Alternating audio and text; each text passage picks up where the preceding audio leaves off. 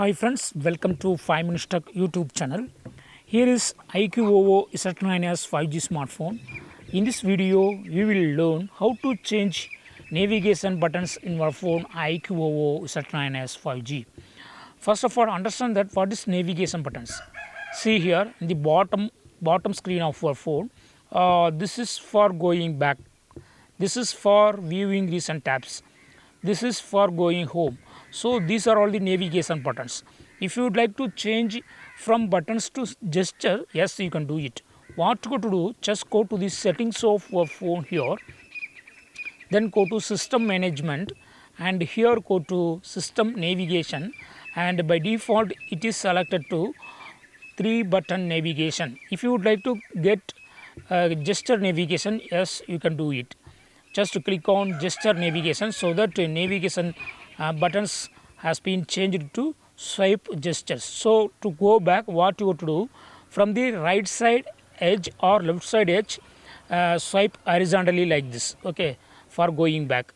So to going back again, you go to either swipe from right side or left side, okay, both will serve the same purpose, okay. So to view recent tabs, what are all the window you have already opened, to view that recent tabs, you go to swipe up in the bottom middle and hold, okay. So this will give the recent tabs. See what are the tabs that I have already opened, they are showing here, okay.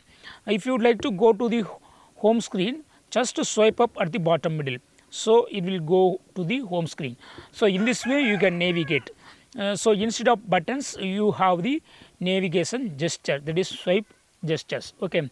To swipe from right side edge or left side edge to go back, or swipe at the bottom middle and hold will give recent tabs, or so just to swipe up at the bottom middle, it will go to the home screen, okay.